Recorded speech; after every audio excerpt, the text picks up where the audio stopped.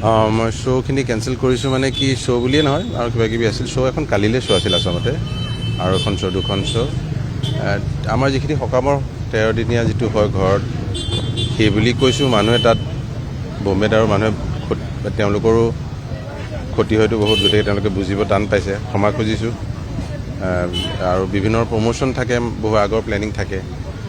বেয়া পাইছে কিন্তু বেয়া পালেতো ঘৰত মানুহজন ঢুকালে যি হয় যিটো সেইটো বুলি বুজাইছোঁ মানে সেইটো সেইখিনিতো বুজিবই লাগিব আৰু এই মানৱতাৰ হেৰিত তেওঁলোকে বুজিছে অকণমান দিগদাৰ হৈছে মই মোৰ শ্ব'খনৰ কাৰণে মই জাভেদ আলি বুলি জানে জাভেদ আলি ছিংগাৰ তেওঁক অনুৰোধ জনাইছোঁ জাভেদক মই বোলো তই প্লিজ কৰি দে মোৰ হৈ সিও বুজিছে সি কৈছে বন্ধু তই একদম চিন্তা নকৰিবি কৰ মই তোৰ হৈ জুবিনদাৰ হৈ কৈ মই শ্ব'খন কৰিম এনেকৈ কৈছোঁ কাইলৈ শ্ব' আছে কাইলৈ 13 দিন হ'ব মই সেই বুলিয়ে ক'লোঁ মই 13 দিনলৈকে একচুৱেলি চবেই বাতিল কৰিছোঁ গতিকে তেওঁলোকে বুজিছে আৰু ক্ষমা খুজিছোঁ কি কৰিবা তাতকৈতো মই আচলতে মোক সেই দেৱজিৎ শইকীয়া লণ্ডাই ফোন কৰিছিলে যেতিয়া মই ডুবাইত আছিলোঁ ঢুকুৱা দিনা সেই আহি পাইছোঁ তেওঁ ফোন কৰিছিলে সেইদিনাই কৈছিলে মোক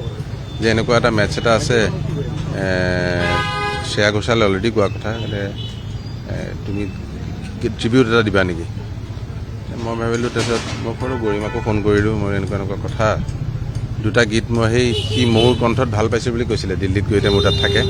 সেই দুটা গীত গাম জাষ্ট দুটা গীতে গাম গীটাৰ এখন লৈ অকলে ট্ৰিবিউট এটা দিম আৰু তাৰ নামত এই আশা কৰিছোঁ যে